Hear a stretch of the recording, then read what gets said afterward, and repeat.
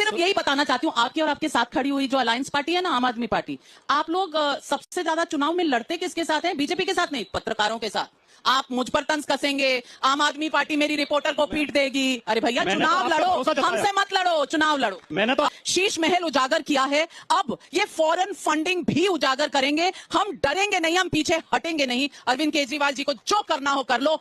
इस बार किसी छोटी रिपोर्टर को नहीं, मुझसे फैसला करवाइएगा, मेरा सामना करिएगा। अरविंद केजरीवाल जी, सिर्फ इतना कहूंगी कि कम से कम दुश्मन ढूंढो तो अपने बराबर का ढूंढो। और अगर पत्रकार, और आप देखना उत्तर प्रदेश में record number of seats Bhajpa हारने जा रही है और कांग्रेस की सरकार इंडिया की सरकार बनने जा रही है। संख्या को लेकर क्या मजेदार दावे हैं। अखिलेश जी कहते हैं 140 आएंगी, राहुल गांधी कहते हैं 150 आएंगी, फिर प्रियंका जी बोली 180-85 आएंगी, ममता बनर्जी बोली 195 से 200 आएंगी, केजरीवाल बोले 230 आएंगी। मतलब नेता तो छोड़िए, संख्या पे एक मत नहीं है, सब हवा में लटमाने चले जा रहे हैं, जो जिसके मन में आ रहा बोलता चला जा रहा है। और चलिए शुरू करते हैं। तहसीन पूनावाला जी, पांचवा फेज का चुनाव हो चुका है। राहुल गांधी कह रहे हैं 150 पर बीजेपी सिमट जाएगी। आप भैया 100 पार कर पाएंगे? थैंक यू राविका जी, आपके शो में मुझे शिरकत करने का मौका मिला। जनता के सामने, आवाम के सामने राहुल गांधी ने बिल्कुल सही कहा, 150 से 160 पे बीजेपी सिमट जाएगी।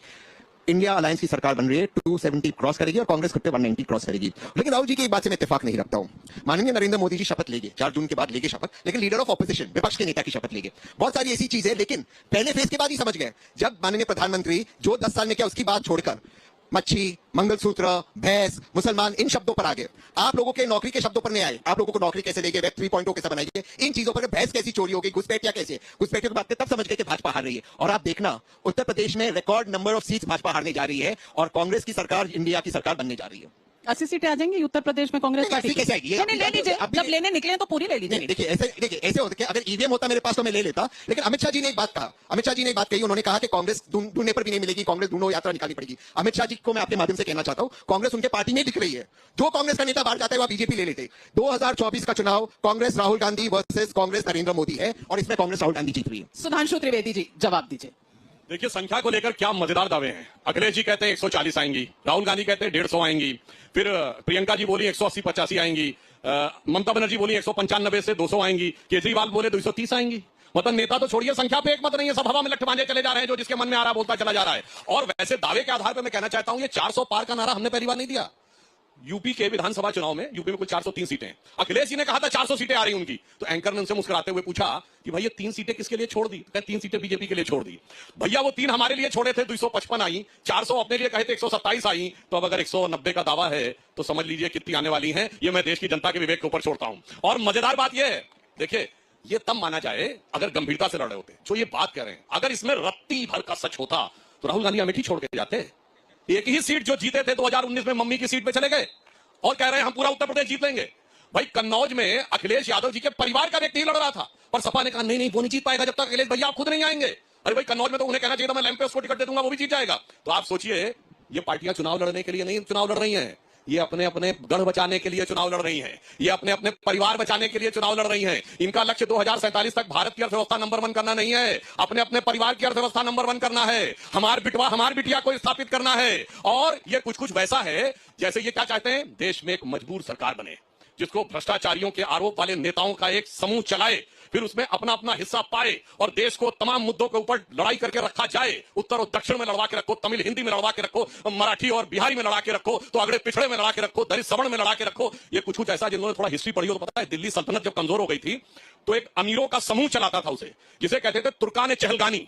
जिन्होंने हिस्ट्री में पढ़ा होगा उन्हें पता होगा, तुर्कान चहलगानी चलाते थे और ऐसा भ्रष्टाचार हुआ उसके बाद सल्तनत खत्म ही हो गई। तो ये तुर्कान चहलगानी वाली सरकार चाहते हैं और हम मोदी जी के नेतृत्व में एक भारत श्रेष्ठ भारत की सरकार, एक ऐसा नेता जो कहता है स्वप्न अर्पित, प्रश्न अर्पित, आयु का क्षण क्षण समर्पित, चाहता हूं देश की धरती तुझे कुछ और भी दूं। राजकुमार भाटी जी, सवाल आपसे है कि ये रिश्ता क्या कहलाता है जो आपका कांग्रेस पार्टी के साथ है, जो आपका ममता बनर्जी के साथ है, जहां नेतृत्व तो एक नहीं हो पा रहा, तय नहीं हो पा रहा, लेकिन नंबर भी अलग अलग है। कोई 140 कह रहा है, अखिलेश जी 140 कह रहे हैं, राहुल गांधी 150 कह रहे हैं, प्रियंका जी 180 कह रही हैं, ममता जी 200 कह रही हैं, केजरीवाल जी 230 कह रहे हैं। अब नंबर ही सही नहीं है तो स्ट्रैटेजी क्या होगी? मुझे पूरा भरोसा है कि नाविका जी ने समय नोट किया होगा और जितनी देर तक सुधांशु जी को नहीं टोका था मुझे भी नहीं टोका जाएगा, इस बात का मुझे पूरा विश्वास है।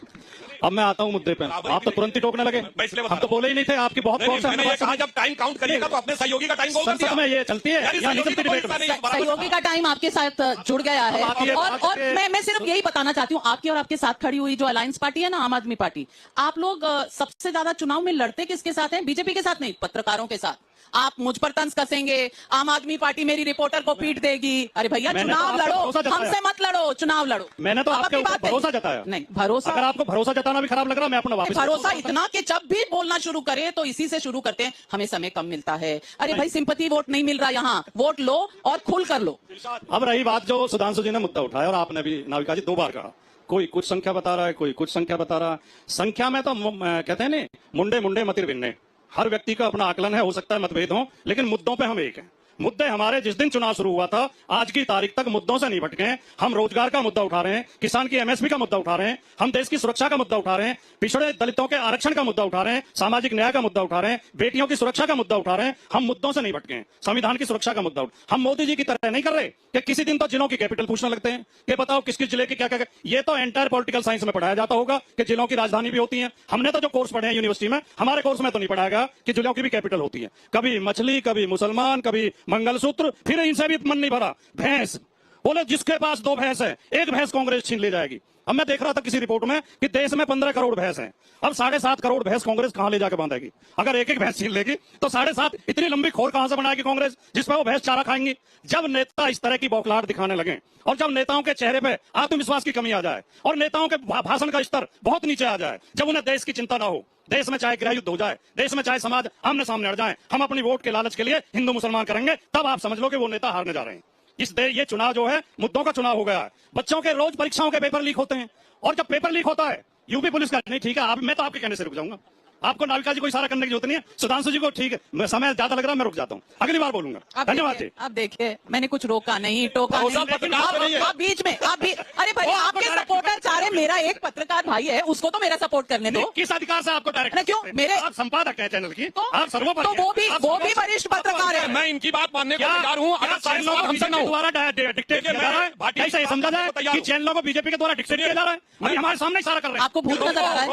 आपको कहीं भूत नजर आ रहा है? यहाँ खुले में हम करें, एक पत्रकार के साथ दूसरा पत्रकार, आपको कहां से बीजेपी का भूत नजर आ रहा है? मैं बात मानने को तैयार हूँ, चारों सवाल हमसे ना हो। ये क्या मतलब होगा? चारों सवाल हमसे पूछोगे और फिर टाइम 1/5 दोगे? ये तो गलत है ना। जब चारों के सवाल हमसे 5 मिलेंगे, सीटें भी 1/5 मिलेंगी, चिंता मत करो। अरे ये तो वक्त आने पे पता चलेगा, आने तो वक्त आने पर बता देंगे। चलिए आपने अभी कहा राजकुमार भाटी जी, बेटी की सुरक्षा बहुत बड़ा मुद्दा है। आज आप जिस शहर में खड़े हैं उसी शहर में यहां से 2 किलोमीटर दूर यहां से टाइम्स नाउ की बेटी, टाइम्स नाउ नवभारत की बेटी पर हाथ उठा है। कुछ निकलेगा आपके मुंह से? पत्रकारिता कर रही थी, सिर्फ बहुत ही चिंता की बात है।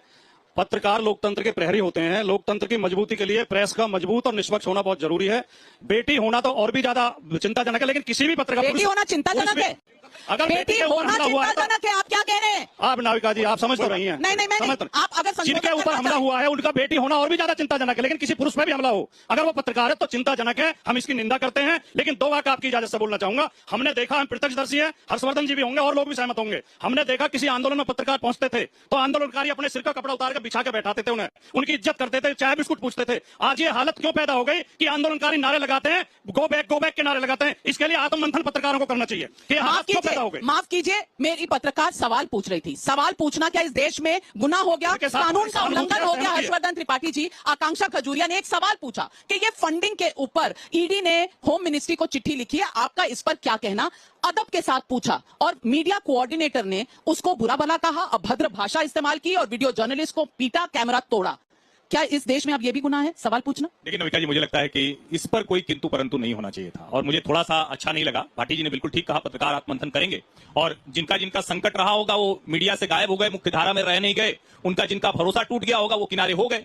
लेकिन सवाल यहां उससे आगे का है, कोई भी पत्रकार आत्ममंथन करे या ना करे, पार्टियां उसको पिटवा देंगी। ये कौन सी मानसिकता है? और हम आज यहाँ विजय चौक पर, संसद बगल में है, नई पुरानी दोनों, साउथ ब्लॉक नॉर्थ ब्लॉक हमारे पीछे है, इतने लोग हमारे सामने हैं, इस लोकतंत्र में, इस जीवंत लोकतंत्र में बैठे हैं। एक व्यक्ति एक अर्ध राज्य का मुख्यमंत्री है और उसके सामने पत्रकार सवाल नहीं पूछ पाता है। तानाशाही फांसीवादी मानसिकता किसे कहते हैं, ये आप लोगों को तय करना चाहिए।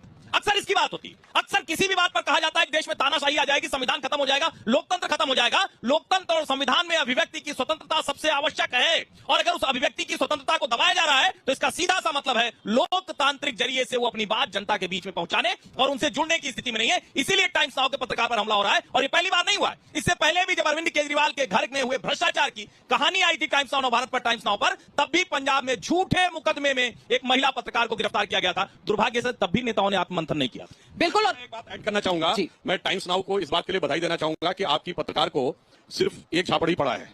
इन्होंने तो अपनी राज्यसभा सांसद को लात घूसों से मार मारकर गिरा के पीटा था। जब उन्होंने इतना किया तो इसको तो आप सेकुलर प्रसाद समझ लीजिए उनका। और इतना ही नहीं, आम आदमी पार्टी वालों ने तो अपने चीफ सेक्रेटरी को घर में बुला के 2 साल पहले मार थप्पड़ मारे थे। तो आप समझ लीजिए कि पत्रकार के साथ ये किया। तो फिर भी मैं मानता हूं थोड़ा कम किया। और अभी बोल रहे थे भाटी जी, ये भूल गए जब मुलायम सिंह जी यूपी के चीफ मिनिस्टर थे तो एक दौर में इनकी सरकार के खिलाफ खबर निकल गई थी, तो 2 समाचार पत्रों पर बाकायदा कार्यालय पे हमला करके तोड़फोड़ करके तहस नहस कर दिया गया था, अमर उजाला और दैनिक जागरण के कार्यालय को। वो भी हम लोगों को याद है। और मैं लोगों से कहता हूं जाके वीडियो अवेलेबल है, पूछ लीजिए। सपा बसपा की मिलीजुली सरकार थी, उस समय बसपा से सवाल पूछा गया था तो काशीराम जी ने थप्पड़ मारे थे। थप्पड़ खाने वालों में आशुतोष जी भी थे। तो ऐसा नहीं है, पत्रकारों के साथ पिटाई की इनकी परंपरा बहुत पुरानी है। इसीलिए मैंने कहा उसमें से आपके साथ ये हुआ है तो आप गनीमत मानिए, वरना अगर उनका बस चलता तो जैसे स्वाति मालीवाल जी के साथ किया था शायद उससे भी बुरी स्थिति में आते। और ये संविधान बचाने की बात कर रहे हैं।